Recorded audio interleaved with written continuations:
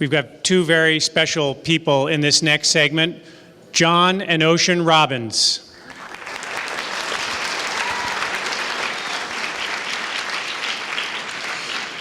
John Robbins could have inherited the Baskin-Robbins fortune and empire, but he walked away from all the money and the power. Why?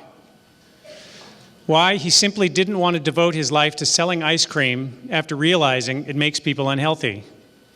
So he decided to make a change. Over the past 25 years, his books about healthy eating and healthy living, including the bestseller Diet for a New America, have sold millions of copies and been translated into over 30 languages. Ocean, his son, was born in a log cabin built by his parents and grew up eating food they grew together. At age 16, Ocean co-founded an organization called YES, Youth for Environmental Sanity, that he directed for the next 20 years. YES has reached more than 650,000 students in school assemblies and organized seminars and gatherings for leaders from more than 65 countries.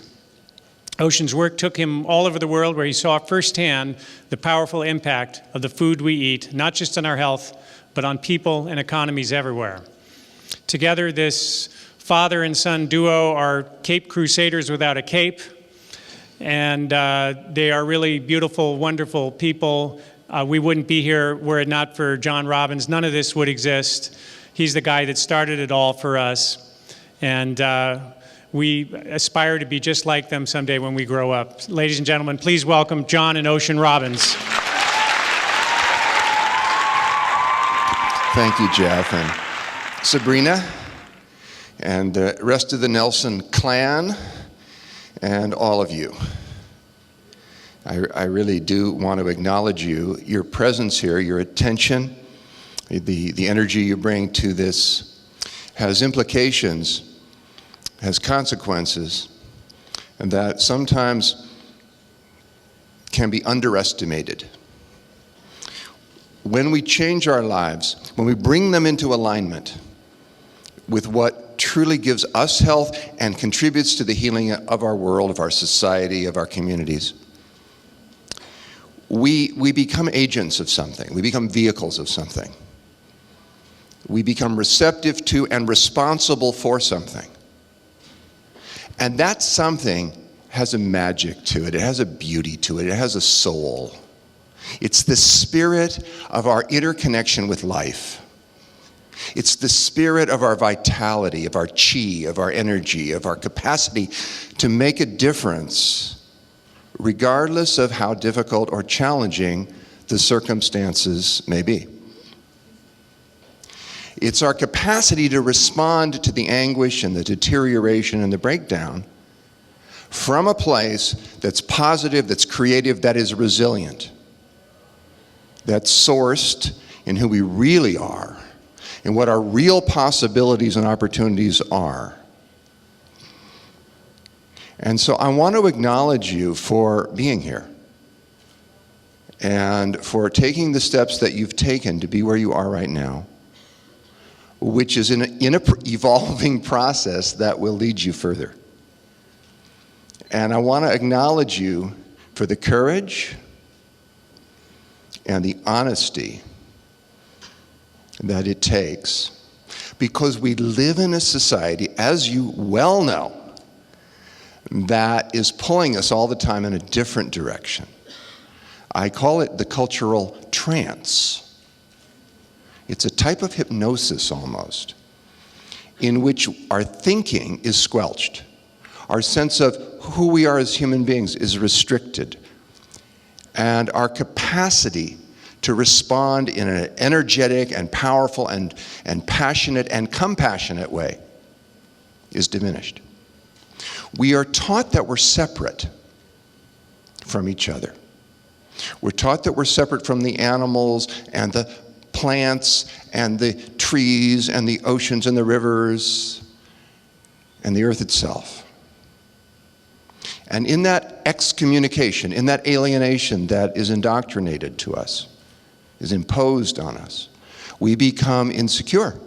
We become frightened because we're no longer rooted. We're no longer aware of, responsive to, and expressing the responsibilities, the maturity of that connection. So as we reawaken to who we really are and to our capacity to respond and to our health and to our healing choices, we are taken along in an adventure. It is mysterious at times. It is magical at times. It is heartbreaking at times. But we have each other. We have a wisdom that is being brought forth, enlarged in us by the actions we take, by the knowledge we gain, and by the witness that we bring to what is taking place in our hearts and with each other. And out of it, something brilliant, something beyond our individual capacity to conceive is emerging, is taking place, will be revealed. You know, in AA, in the 12-step programs, there's a phrase that's used a lot, more will be revealed. And it's a mantra for me. More will be revealed. Not in the sense that I feel what we know now isn't great and isn't wonderful and beautiful, but in the sense that there is this opening taking place in the mind when it's teachable. And there's this capacity to learn more and become even more potent and effective.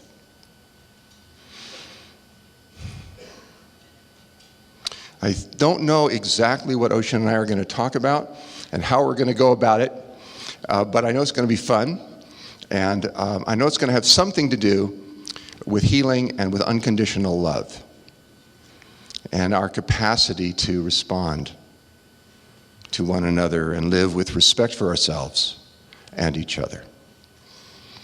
I want to pass the mic in a moment to my dearly beloved son and colleague, Ocean Robbins, who's 38 years old, and my wife, Deo, and his mom, and I have been together for 45 years.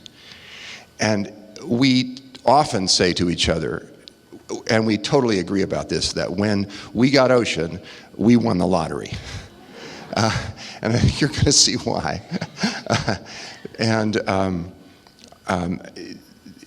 To be his father has been the greatest privilege of my life.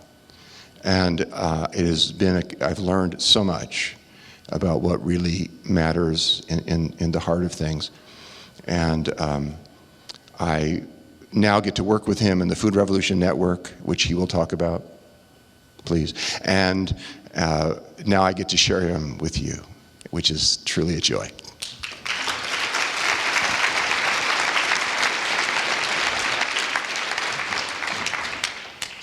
Thank you so much. It is an incredible joy to be with all of you. I was just thinking that it could be a little intimidating to speak with John Robbins. Some people might compare it, at a vegetarian conference, people might compare it to like speaking with the Pope at a Catholic conference or something.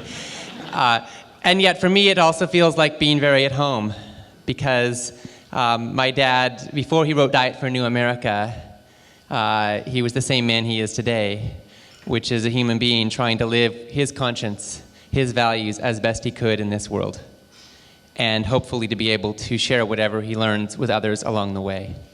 And to grow up in the home in which I grew up, in which we had dinner time conversations about things like the state of our world and our dreams and our prayers and where we were struggling and what we were hoping to accomplish, not just in our own personal lives, but for this planet. We talked about war and peace when I was about 7. We were talking about what we could learn from the history of violence that humanity has endured and how we could create a future that was different than that history when I was about 8. And I organized a peace rally in my elementary school. We were talking about food choices, so I started a natural foods bakery called Ocean's Bakery, sold baked goods door to door around the neighborhood. When I was 10, I was on the front page of the local newspaper. It said, "Boy isn't very rich, but he's got dough."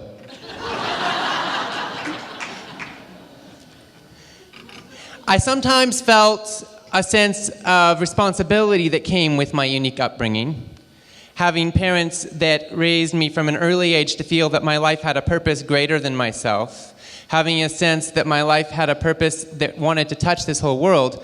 I sometimes felt a bit of weight on my shoulders, and that also was touched because my dad used to say to me time and again, "I'm proud of you for all your accomplishments, and I'd love you just as much if you were autistic."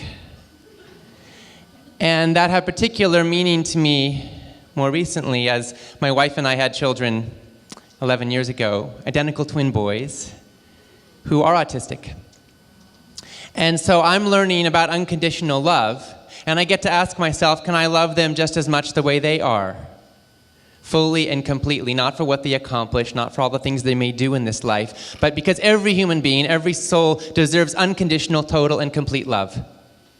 And it is that love that I have been raised with, and that love that I seek to live in my own life. My dad and I have a lot in common, as you might have guessed already, in terms of values and passions and dreams and commitment. We have one thing very different about us. We grew up in very different homes. My dad grew up in a home where children were to be seen and not heard. Around the dinner table, children were not to speak unless they were spoken to. They were commanded, they were told what to do, and they were punished or rewarded accordingly. And he grew up in a home where money was really the measure of success. I grew up in a home where we talked about love and we hugged each other, and I was really encouraged to live my values. I remember my grandparents feeling a little concerned about how their grandson was being raised, and very eagerly bringing me down for a visit when I was about 11 and telling me, not every child goes the same way as their parents. Your father didn't. Maybe you won't. And they told me, if ever you want to do something different than your parents, we just want you to know we're here to help you. And I had this image at the time. I was a Star Wars fan, and I had this image of, Darth Vader talking to Luke, saying, "Luke, come to the dark side."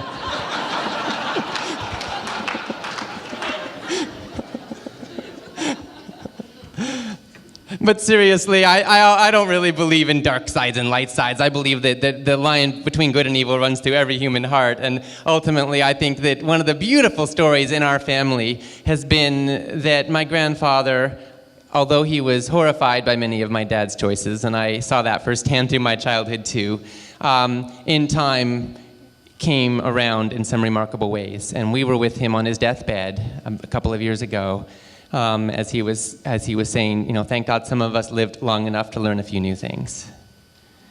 And, I felt his love for both of us and his blessing as we go forward in our work. And it meant a lot to me. So as we do this work to try to be agents of change in the world, to try to live in a good way, to try to be healthy, to try to contribute to the health of our planet and the people we love, it can be hard sometimes. We live in a country in the United States, for those of us who do live in the United States, where if you don't count pizza, ketchup, and French fries as vegetables, half of the people in this country consume no vegetables at all. We live in a country in the US here where 1 in 3 children is expected to develop diabetes in their lifetime, where the vast majority of our massive healthcare budget that's now consuming 21% of US GDP is going towards entirely preventable diseases. How many of you are from other countries than the United States? Wonderful. Thank you. So on a global level, we live in a context in which it is more and more farms have been getting squelched out as the big farms, industrialized agriculture has been taking over for the last 60 years. And just recently, we're starting to see the tide turn.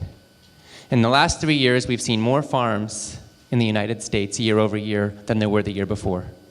In the last decade, we've seen farmers' markets increase fourfold. We've seen the consumption of organic foods increase fourfold. We're watching a booming natural foods industry. Now, some of that can be a little iffy because sometimes things are called natural that maybe shouldn't be. It just means that somewhere along the way, the ingredients came from the earth. But I will say this, interest in health, interest in local foods, interest in natural foods is growing very, very fast. And there's a reason for that. We're sick of being sick. We're tired of being tired. We see that what we're doing is not working. We have access today to more information about health and disease and what we eat and the relationship between them than any people in the history of the world. And bit by bit, piece by piece, more and more people are becoming activated, becoming engaged, saying, you know what, the status quo of genetically engineered pseudo-junk foods that they may have been developed by a marketing company to taste good, but they don't come from the real living earth in a way that our bodies can even recognize. Those days are coming to a close. The days of healthy, natural, wholesome food that nourishes our bodies, that is aligned with our spirits, that helps us to thrive and to live with vitality and joy, those days are coming. And we're part of creating what I call the food revolution. My dad wrote the book, The Food Revolution, about 12 years ago. And we're working together now with the Food Revolution Network. 45,000 people have joined in the last 6 months. And we're organizing for healthy, sustainable, humane, delicious food for everybody. And we're doing it primarily through online organizing, building communities that are accessible to everybody everywhere in the world. As much as possible, offering content and resources for free, to be able to help support communities and individuals in taking responsibility for our food and our lives, and reclaiming our food systems from the hands of commercial interests that have no agenda for our own health and well-being. We're reclaiming it so that we can live and eat and nourish our bodies in a way that is truly of beneficence to who we want to be and the lives we want to live and the future we're stepping into.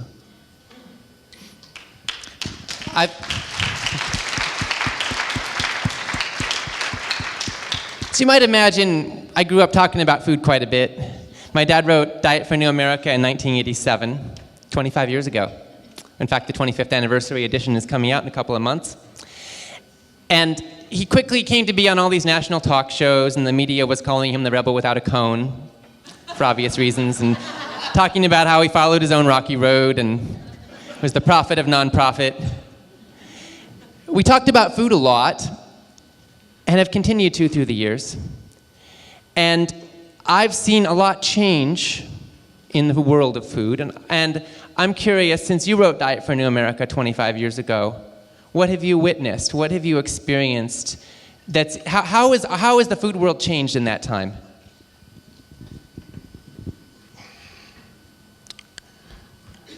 A lot. Wow. How has it changed in the last quarter century? There are so many more people aware now that for one thing, that modern meat production is cruel, that it's barbarically cruel, that it's an insult to the human-animal bond, that it's a violation of our sense of compassion, and that it's unnecessary. There are far more people aware now that the way we raise livestock, the way we produce modern meat, is an egregious waste of resources, of water, of land, of human labor, of all the inputs that make food production possible. And that if we want to see a world where everyone is fed, we have to eat lower on the food chain. It's a survival imperative, it's an ethical imperative, and it's an environmental imperative. More and more people are aware of the greenhouse gas emissions associated to modern meat production, to livestock raising. More and more people are aware of the water pollution that dairies and feedlots in general and factory farms in general emit, pollute. And more and more people are asking the deeper questions of they're willing to be different now. You know, there's a lot of people just willing to tattoo their skin or make their hair pink or do something to be different. And there's this sense growing, and it takes all kinds of different forms, some of them superficial, but some of them very profound, that to be ourselves, to be healthy, to be committed to what lives in our hearts and gave us our lives in the first place, means to deviate, to be different from the expectations that the culture imposes on us. of who we're supposed to be. And I think that willingness, that courage to be who you are, to not play to other people's expectations and assumptions all the time, is an empowering thing. And it's growing. And it allows us to be who we are together. And there's an authenticity then, out of which we make choices, not because we are hitting ourselves over the head and criticizing ourselves and finding fault, but because we feel the possibility arising in our hearts, in our lives, in our actions. I see this everywhere I go. Now, I maybe have a skewed vision because people share with me these things, but I see people waking up to who they can be versus who they've been told they should be. And when they wake up to that, the instinct arises for health and healing and connection with others. And that's where I look for hope right now. You've done a lot of work around this theme of connection. And you've actually started Diet for New America focusing on animals and the human-animal bond. And you've often said that, teaching a child not to step on a caterpillar, it may be as important to the child as it is to the caterpillar. Why do you think that our treatment of animals is fundamental to our liveness and wholeness as humans? I'm getting the question by my son in public. But they're good questions, and I appreciate them. I told you I didn't know what we were doing. And where were you on the night of the 14th?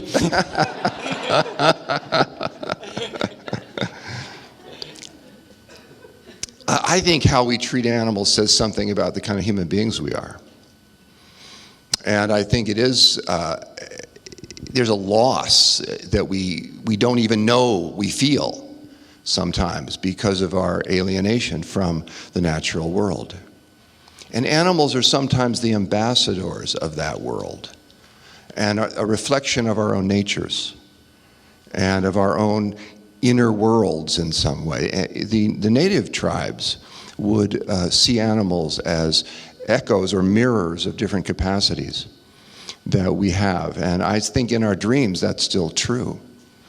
And what I sense is that we have a kind of schizophrenic attitude towards animals in this society. Because on the one hand, schizoid may be the more accurate word, because on the one hand, we have companion animals. We call them pets. I prefer the term companion animals. But dogs and cats and other creatures, and we love them, most of us. And we pay their vet bills, and we buy their food, and we give them names, and they sleep on our beds often, and they're part of our families. And we love them, and they love us in return in their ways. And that reciprocal flow of heart energy is deeply empowering to us as people. It gives us something of our humanity. It's some of our most beautiful relationships, I think, sometimes take place with four-legged creatures or winged creatures. But then, as a society, we do something also. We draw a line, and we call some animals pets, and then we call other animals dinner or livestock. And we treat those animals very, very differently. And it's institutionalized. Every state in the United States, all 50, have laws against cruelty to animals. The laws vary from state to state, but one thing they have in common is that every single one of the 50 states exempts from said legislation animals destined for human consumption. If you are raising an animal for its milk or its flesh to eat or to sell to others to eat, you can do anything to that animal as long as it's considered customary farming practice, i.e., as long as it lowers the price per pound. Now, these people who run these operations don't wake up in the middle of the night thinking, how can I be cruel to animals? No. They're economic creatures. They wake up in the middle of the night thinking, how do I cut costs? And it just so happens that those practices and those methods that cut costs almost always end up being at the expense of the creatures and the animals and their well-being and their sanity and their health. And so we have developed a system of modern meat and dairy production that if you treated a dog or a cat that way, it would be a felony in most states. You would be put in prison for doing what is standard operating procedure in modern meat production. And I think that that is costing us something dearly. I don't think it's an accident, although I don't know how to explain it fully. But I don't think it's an accident that when we eat the products of factory farms, which are the flesh and the eggs and the milk from animals who have been treated with institutionalized, massive cruelty and indifference, unspeakable cruelty, really, that our incidence of heart disease increases. We get sick. I think it's a sickening system, frankly. And we need to address this and reacquaint ourselves with the possibility that our lives can be statements of, fully aligned with, expressions of our compassion, our heartfulness, our soulfulness, our responsiveness to life. And then we live with our respect for ourselves in a new way, because we see in animals and in our treatment of them and our relationships with them something of the beauty of our souls rather than our indifference and our contempt. Thank you.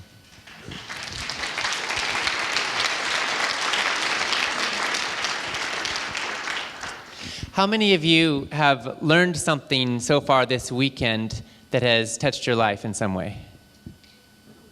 Okay. How many of you have people in your lives with whom you wish you could share this information? How many of you have sometimes felt frustrated watching people you love get sick and thinking that if they only knew what you know, maybe it would help? So as we gain new information, I think it carries with it some degree of responsibility. We carry a responsibility for what we do with that information in our lives, and we also become stewards of that information, in some ways on behalf of those we love. Because I think that everything we learn and everything we experience in life is not just ours alone. It obviously impacts our family members. It impacts perhaps everyone we interact with in some way. And so the question that so many of us deal with is, when do you speak and when do you just unconditionally love and accept people? When will sharing what you know or what you're passionate about really change somebody's life? And when will it alienate them and make them think you're another one of those rabid, crazy people who wants to change them?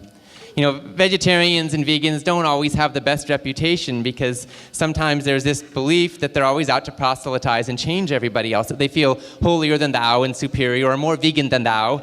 And so a lot of people are kind of resistant to that stuff, right? At the same time, when you have information, when you have the power that comes with that information, you want to share it because you love people and because you care about them and because you want to manifest that, right? Can you relate to what I'm talking about? So I wish I could give you a 1, 2, 3-step formula and solve that question for you, but I want to raise it more than answer it because I think it is so important. What do we do with this information? How do we manifest what we love in the world around us? And I think we've been talking about this a lot recently. I'm going to share a few things, and then I'm going to invite my dad to add more to it. Some of the things that are obvious to me. One is we teach best by example. If you are living what you believe in, and you are loving your relationship with food, and you are loving your vitality, that's going to send out an impact, right? So number one is just the simple embodiment of your own experience. The more you can be liberated from the cultural trance and be awakened to your own courage and your own capacity to live your values, that in itself will send out ripples and make a difference in the lives of those around you. Another thing I think is that Dr. King said it quite beautifully, Dr. Martin Luther King. He said, "You have no moral authority with those who can feel your underlying contempt." So when we're holding contempt for other people, we lose moral standing in that relationship. I think we'll be most effective if we connect with the Spirit, we connect with the love, we connect with the compassion that we've carried for people, and really know that if this person is going to awaken to something, it's going to come from them, right?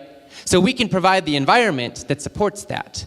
But what sprouts in this human being is theirs. We can support that. We can affirm that. We can celebrate that people generally want to be healthy. People generally want to make a difference. People are generally abhorred by horrible cruelty to animals. We don't want to participate in those systems. So how can we stand with the goodness and the integrity and the beauty and the human beings around us? And from that relationship, we can build connection and perhaps the capacity to influence in positive ways. So these are a few of the principles that are alive for me right now. And I'd love to hear if you want to add to that. Thank you, Ishan. Well, I relate to those questions about people. There's somebody in my life right now, as a matter of fact, who I love very dearly, a very close friend, who has diabetes, he's overweight, he's got high cholesterol, he's got high blood pressure. He's taking drugs for all of those things. And it's serious. And I love him, and he's got me in his life. And up until very recently, anyway, he's not been very open to changing anything. He's willing to talk about it. He's willing even to agree with me about some things.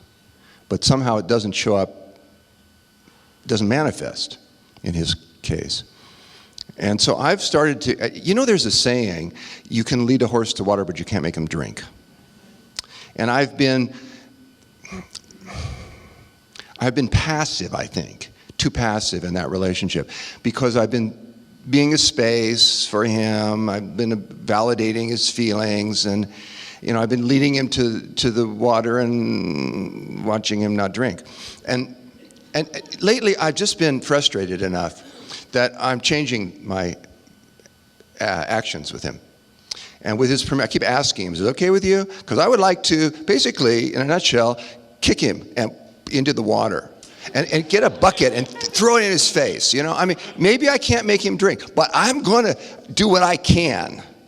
I'm not willing to be acquiescent to his acquiescence. I'm not willing to be resigned to his resignation. I'm going to be active. He'll do what he does. I may or may not be successful, but I am going to know if I'm not successful that I gave it everything I could, because I love him. And I keep telling him that. I'm doing this because I love you, and I want you to have all the support that you need to make the healthiest choices and have the healthiest possible life in the years to come, whatever has happened before. And I keep thanking him for the changes that I see that he is making. They're pretty small so far, but I still am saying, appreciate that. That's a step in the right direction. And he's watched Forks Over Knives 3 times now because I've made him. And I gave him the Forks Over Knives cookbook, and I'm basically doing what I can. And I don't know how that's going to work out. He will make the choices he makes. But at least I know that I love him, and I'm translating that love into an active force now. And I don't know. Sometimes you have to discern who are the people that are open. Because if you waste your energy on the wrong people, you won't have it left over for the people who are more sensitive to what you're about, who are more receptive to what you have to communicate, who are ready. And so you have to be discerning. I ask. I've learned to ask. So with him, I keep asking him, is it okay with you if I keep pummeling you with information? Is it okay? He says, yes, yes. I get his buy-in that way. I remember once being in a restaurant, and there was a woman in the next booth, and she had a fur coat on. And, big mink thing. And I was like, she was obviously proud of it, the way, and I could just not say anything, but I decided to be obnoxious. He's not the type. I decided to be a little bit obnoxious, and I said, excuse me, ma'am, I see that's quite a mink coat you've got there. She said, oh, yes, indeed. And I said, would you like to know how I feel when I see it? And she caught it right then. She knew exactly what I would have said if she let me, and she said, no, because she felt. And I said, thank you for being honest with me. I'm sure you'll be more compassionate in the future. And she was like, whoa. But I thought it was an effective thing to do. I thought, some of we can all get caught up in vanity and indulgence. And, I try to ask people, what if we looked at our food choices, our food reality, our food world as a mirror? What do you see in that mirror? Do you see self-respect? Do you see your love operating and growing? Or do you see indulgence and convenience and compromises that grow increasingly destructive and deteriorative to you? Do you see someone who's willing to be themselves, or do you see someone who's basically selling out to a culture that's deeply out of phase with who we need to be? And when you look in the mirror, do you blame that person for what you see? Or can you be accountable? Because I think guilt is not a good motivator. Sometimes it is, but basically I don't like it. I try and throw guilt out the window and try and see where accountability is, responsibility is, and opportunity is. And so I try and work when I'm interacting with people, I want them to know first and foremost that I love them, that I respect their right to make the choices they make, that I respect their autonomy, their authenticity as an individual, that I'm there not to impose, but to awaken, to evoke, to love, to invite. And I've seen that it can take a long time. And Ocean referred to my dad, and it is an amazing story. And for those of you who don't know, my dad was the founder and co-owner of Baskin Robbins, 31 Flavors, which became the world's largest ice cream company, billion-dollar company, multi-billion-dollar company. And I'm his only son, and I was groomed to succeed him. It was his plan that I would run the company, and I was trained to do that. I invented flavors. I invented Jamoke almond fudge. I grew up in a very weird way. We had an ice cream cone-shaped swimming pool in our backyard. We had ice cream for breakfast. It was bizarre. And then my uncle, Bert Baskin, my dad's partner and brother-in-law, died of a heart attack at the age of 54. Young man, big man, who ate a lot of ice cream. And I asked my dad, do you think there might be a connection between the amount of ice cream he'd eat and his fatal heart attack in his early 50s? And my dad said, absolutely not. His ticker just got tired and stopped working. And his message to me was, there is no connection between ice cream and heart disease. There is no connection between diet and health, and don't you ever mention that again. So it was like the elephant in the room that in this family I grew up in, you could not talk about. So I left, so I could talk about it. And I left, and I disappointed him, and I probably in some ways he felt betrayed by me, because I walked away from everything he planned for me, and the money as well. And I told him, I just don't want to follow in that path that you have created for me. And I'm sure he was really angry, because he made that clear, and he probably thought, I've got the only kid in the country that would turn this down. He'd worked very hard. He'd achieved a level of financial success that is most people can only dream about. And he wants to share it. He wants to give it to his son. It's weird.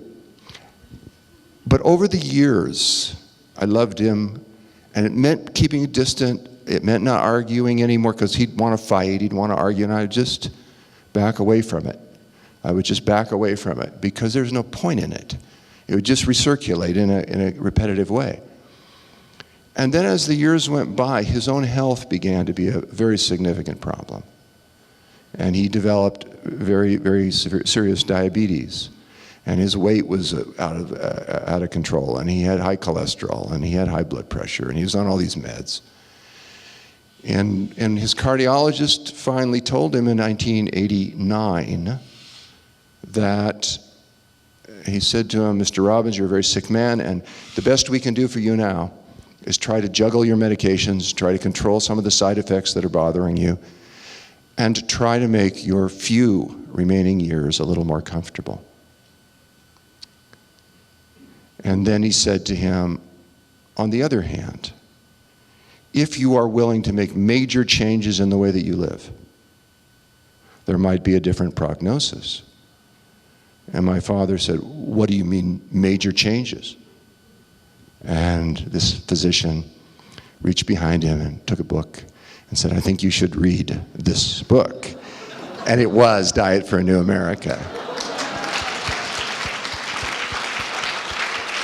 And you know, my dad already had a copy, an autographed one. I'd sent it to him when it was first published, but he hadn't read it. He didn't want to hear from his maverick son who'd rejected his life work. Except now, the high priest of Western medicine is telling him he should read the book. And so he did. And he began to make changes, and he made more changes, and then more changes. And about 3 years later, his diabetes was in complete remission. He no longer needed insulin or diabetic pills. His blood sugar levels had completely normalized. His blood pressure had come down so beautifully that he no longer needed any of the what he called horse pills that they had told him he'd have to take for the rest of his life. His cholesterol had come down 100 points to a very healthy number. His LDL was way down. He'd lost 60 pounds that he needed to lose. And he called me up. He said, "Johnny, it's incredible. It's unbelievable. It's absolutely unbelievable. Who would have thought this was possible?" "What, Dad?" "Well, it turns out you were right."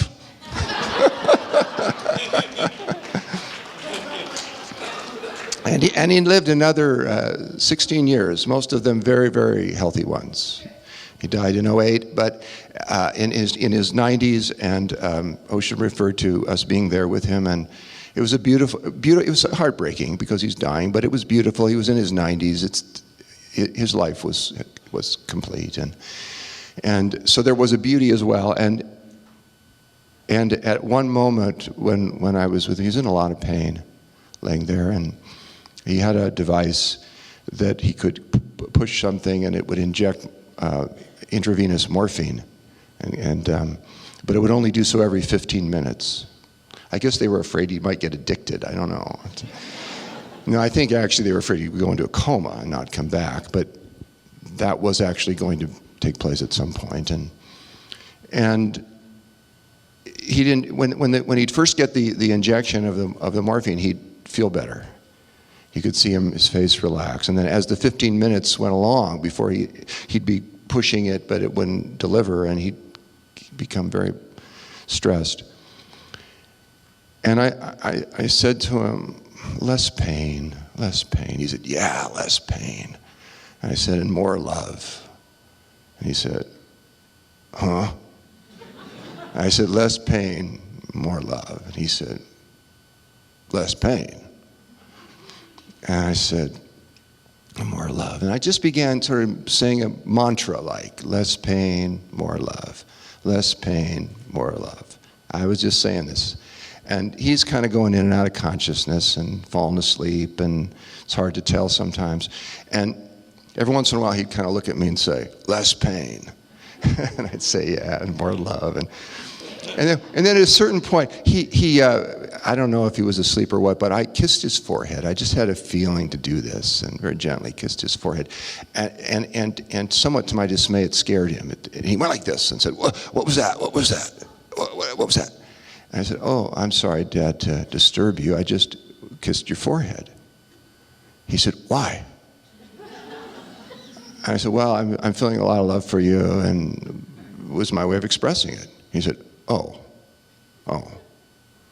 And then he closed his eyes, and a moment later, I just felt like doing that again. So I did. I went over and just kissed his forehead, and this time his face broke onto a big smile.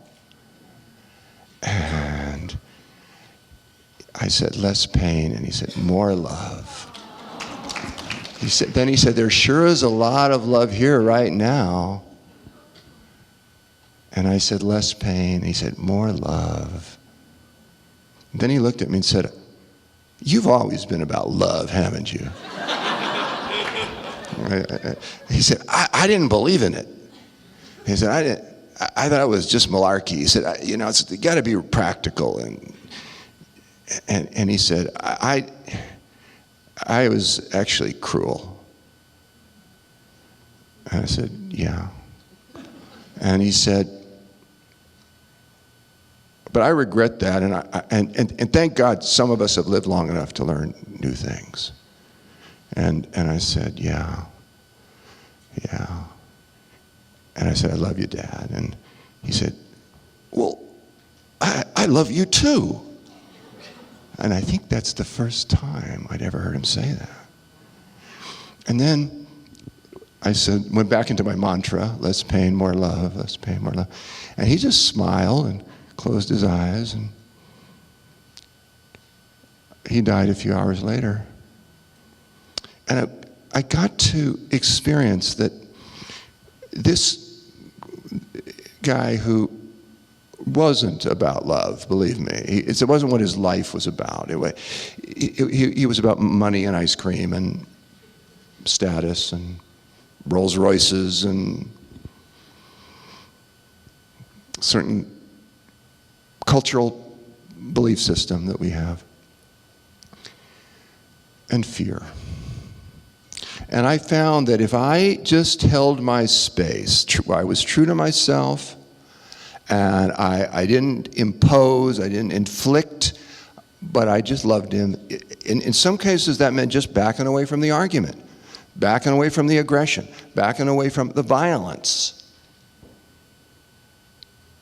but holding a space for a possibility of connection, not knowing if it would happen. I did not know all those years that would end up the way it did. I did not know that.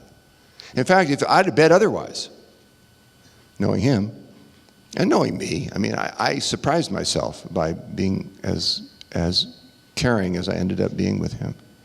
And I'm grateful that for that opportunity very much. And now when I meet people, like I have this friend I was telling you about, who I don't know if he's going to change anything, but I'm pestering him and I'm kicking him like a horse into the water and so forth. I have in me the sense of confidence that if we try to reach people while loving them, so we're horizontal, we're not coming from above or from below. And we're straight, we're leveling. Then there is the chance. And I, for one, always want to take that chance because so much is at stake. So much is here for us. Thank you.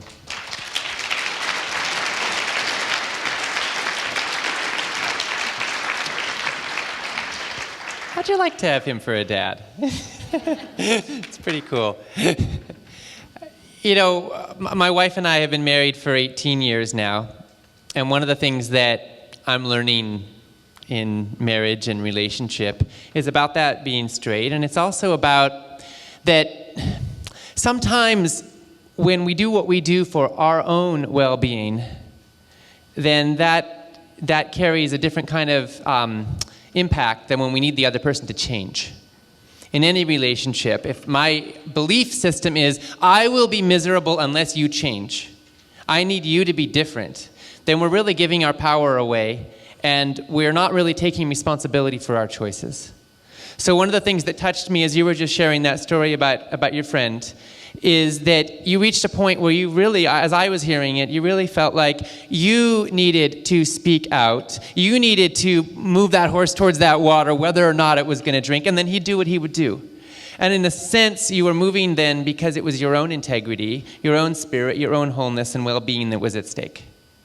And if we come from that place, then whatever other people do, however they respond, we will be in our own power, in our own center of gravity in that relationship. So with my beloved partner, sometimes, I don't know if any of you can relate to this, but sometimes she does things that aren't exactly what I wanted her to do. And it's a world of difference to communicate about that in a way that's like thinking that she has to change, or thinking that I will be more whole, more alive, more present, more authentic in this relationship if I speak what's my truth. That's the kind of horizontal relationship that I think can actually move hearts and touch lives. Now, I spoke earlier about being a father, and I want to come back to that. Because my wife and I when we first became pregnant, we kind of thought about the legacy of this Robbins family, and Baskin Robbins and Diet for New America, and I was organizing peace rallies in elementary school and founding a major nonprofit at age 16, and we imagined that our kids would probably be saving the world by the time they were out of diapers. And then they were born very prematurely. They were in the hospital struggling to survive for a month and a half, and they were clearly very troubled. They turned blue so many times from lack of oxygen. They really had a rough start. And then they obviously have autism, as I shared earlier. So at 11 years old, they're still wearing pull-ups. And the journey with them has taught me so much about unconditional love and even about activism. You see, with autism, which now impacts about 1 in 80 kids in the United States, by the way, it's growing very, very fast. With autism, one of the things that we find is that the conventional treatment approach to autism is to try to modify behavior. So kids are given a very sophisticated and intentional system of rewards and punishments to try to train them so that they'll have better table manners, so that they'll greet strangers and be more polite, so that they'll behave better, right? The trouble is, generally speaking, they don't know how to build love and connection in that system. So we're using another approach. It's called the Sunrise program, SONRISE program. And it's all about building relationship and building connection with the child. It says that autism is fundamentally not a behavioral disorder, but a relational challenge. That autistic children are so overwhelmed with stimuli around them, and their brains don't know how to filter it and process it as easily as many people's do. And so they disconnect, and they go into exclusive, repetitive behaviors, ask the same questions over and over, do the same things over and over, as a way to try to cope with the world that feels overwhelming to them.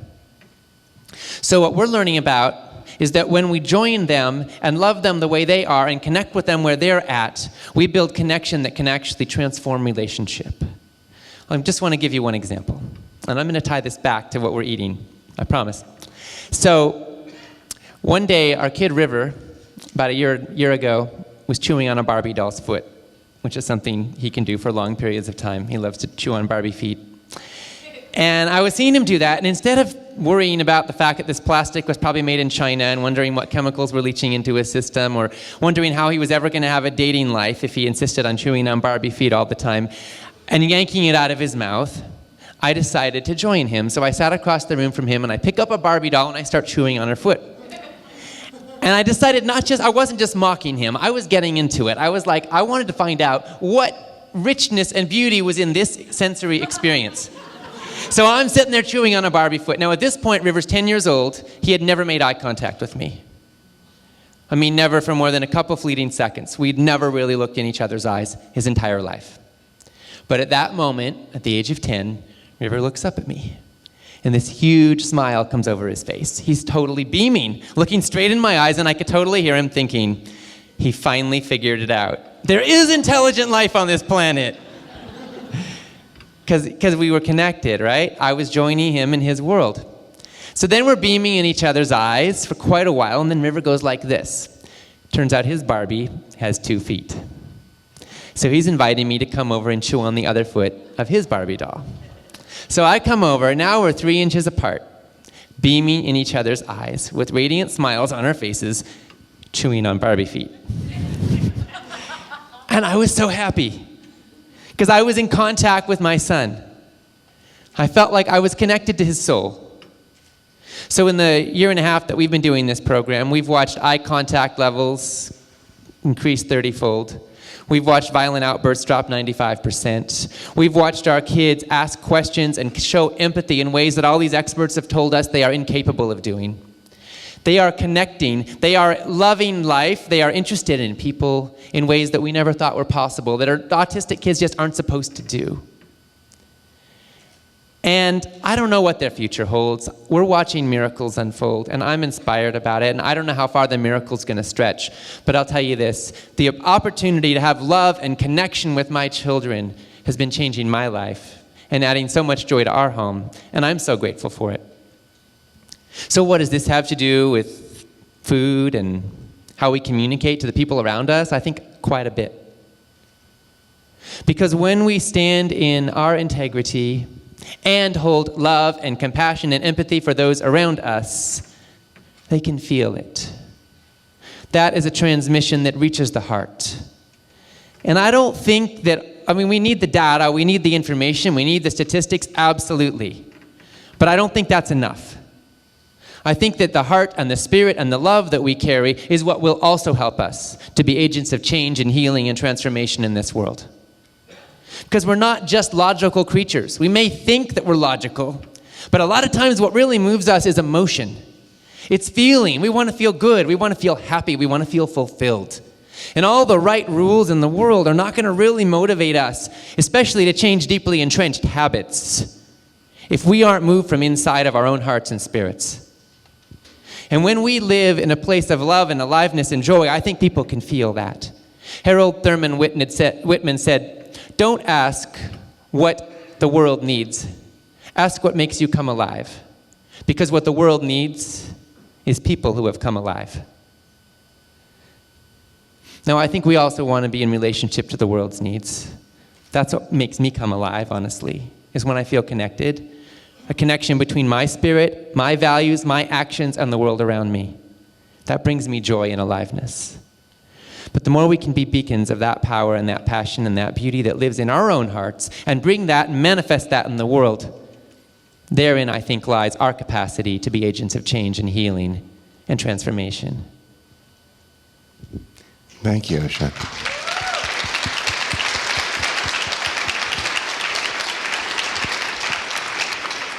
Maybe we'll take some questions now and respond. Is there a way to do that? Hi, Sabrina's got a mic.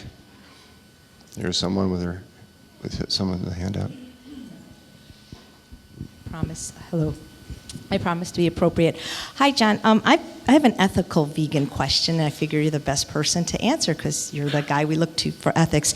I've been vegan for 36 years, and I'm also a person who likes to share her life with companion animals, specifically dogs and cats, and I always rescue them as adults from the shelter, which means their dietary habits are pretty much formed. I know there are wonderful vegan dog and cat foods out there, but I've never been lucky enough to have a companion animal that is willing to eat them without the inclusion of a very small amount of animal products. And the longer I'm vegan, the more I struggle with this dilemma that I'm contributing to the suffering of another creature so that my creature can have a healthy and joyous life. So my question is, how do I reconcile that? And the second question is, how do I deal with all the hate emails I get from animal rights vegans because I admit to doing this? Again, I'm not going to lie about it because people will see me, buying it. So how do I deal with it within myself, and how do I deal with all the AR vegans that literally send me hate emails because I'm considered a prominent vegan in my world, and how dare I do this? I have two choice words for people who send you hate mail, but I can't repeat it. Well, I struggle with the very same thing. In fact, on the drive over here from the airport, we were talking about this, and I've had cats in my home for 40 years, obviously a series of them. I love them dearly, and I've also never had a cat that was willing to eat veggie cat food, and I've tried, and I struggle with it too. What I do know is that the world doesn't have to be perfect to be wonderful, that there are compromises that we make. Either way, I may not have any more cats when these cats pass on. I haven't decided fully yet, but that's where I'm leaning. I'm sorry, I'm really sorry to hear that you've received hate mail, hate messages. There's no good in that. And I have two. I will share with you with one instance of it. It was shortly after Diet for New America came out. In Diet for New America, there are over 1,000 citations from the medical literature, from peer-reviewed scientific journals. 3 of them reference animal experiments. In all 3 cases in the text of the book, in the actual book, I describe those experiments and say I don't ethically condone them. But they did take place, and they did affect, they had an impact on what I was describing, which was the history of our understanding of cholesterol and heart disease. So I mentioned them. There was an animal rights group, I won't mention the name of it because it doesn't really matter, but they were irate at me for, as they put it, validating animal research and giving it credibility. And we could differ about that, but what happened was I was doing an event in Vancouver, BC, a very large event. There were probably 1,800, 2,000 people there. And I took questions, and one of them was there, and they said, you know, there was a lot of hate came out of them about this, and then they said, and we know where your son goes to school, and we know what buses he takes, and they named the bus number, and they had it right. And I'm in Vancouver, and we live in Santa Cruz, and Ocean at the time was Probably 13 or something. 13 or 14 years old, and he's taking buses to get to school, and they're threatening his life. And they said if I didn't recant, if I didn't take them out, have the books destroyed and reprint them without that in it, one day Ocean wasn't going to come home from school. And I don't know, my heart just jumped into my head at that point. It was just so frightened, you know, because they did actually named his bus route, and they had it right. They had done this research. It was like, what was I to do at that moment? What happened in the room was very intense. A lot of people were very upset with these people for making that threat, and it ended up being the police came in and took these people away for making these threats. But I was left with, well, I don't know what's going to happen. And I just felt like, why is it that in the name of compassion we can be so uncompassionate? In the name of creating a better world and a more loving world, we can be so mean.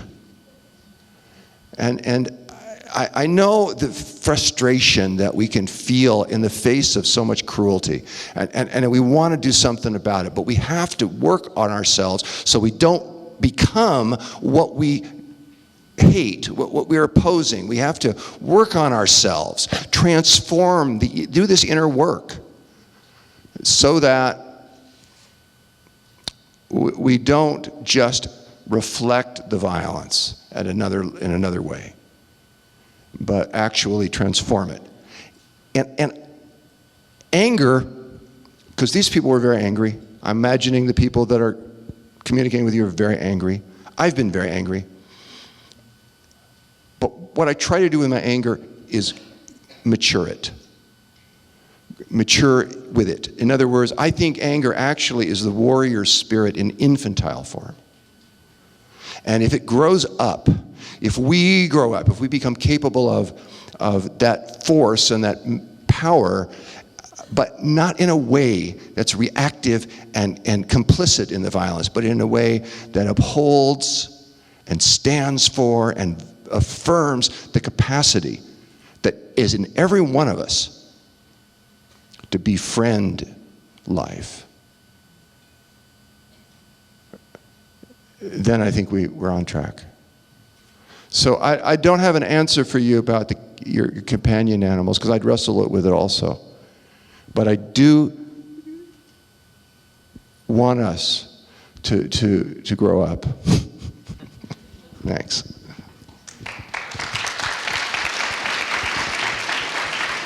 I think we can Looks take. like we have time for about one more question, and then we'll need to wrap up this segment. Thank you. I live in Argentina part of the year, and it's the capital meat-eating country in the world. And yet, I find the people there so kind and so giving and so serving, often much more than my vegetarian community. How do you explain that? An easy one for your last question. I think, as we've clearly seen demonstrated with these last couple questions, you can be right and not be righteous. You can be a vegan who consumes no honey and wears no leather, and you can be mean to people all around you. Or you can be passionate, and you can be loving and kind and gentle.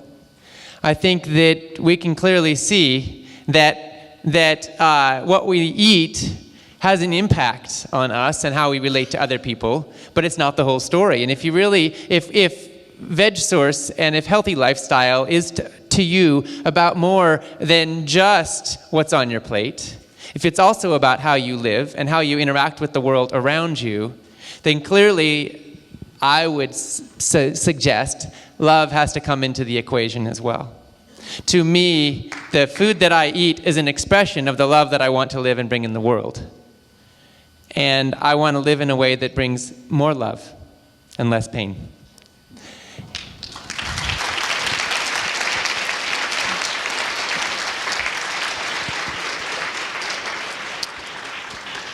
And I think you all do too. I want to live in a way that brings more love and less pain. And I thank you for that. I want to acknowledge you for that. And I want to acknowledge also that by being here and learning and growing and listening to yourself, as well as the speakers, listening to what you think and feel in response to the information, in response to the input, something is taking place that will have consequences that will be thrilling, will be brilliant, will bring out the genius in you. The unique type of genius that you are, that you carry, that you were born with, that is unlike anyone else's. And the path that Veg Source represents, and that this conference so magnificently, in my opinion, transmits. It's a path that will lead always into the great light. The light of our capacities as human beings to live honorably, to live decently, and to live beautifully on this earth. And we live in a time in which there's so much breakdown. The species are becoming extinct at a rapacious rate. There are so many ways in which our society and our environment are on the verge of, and in some cases actually experiencing, collapse. The life support systems are under tremendous stress. Each of us feels this. We are part of the planetary reality. And to be given the insight into a step that we can take that is healing for us, that gives us a stronger immune system and less susceptibility to infectious disease, that gives us a stronger cardiovascular system and less vulnerability to cardiovascular diseases, that lowers our rates of cancer, increases our longevity, increases our vitality, increases our cognitive capacity, so we're less inclined as we age to dementia and other problems. And to understand that that same diet, those same steps also are kindest to the other creatures, and allow the most other human beings to be fed. and are the least polluting and produce the least amount of greenhouse gas emissions. We have been given something here. You have been given something here, precious. And I, for one, am deeply grateful to Jeff and Sabrina for the work that they've done to make this possible, and to each of you for being here and lending your presence and your attention and your energy and your joy to this creative, beautiful work. So I thank you all from the bottom of my heart for being part of this movement. And I want to close with a prayer. May all be fed. May all be healed. May all be loved. Thank you.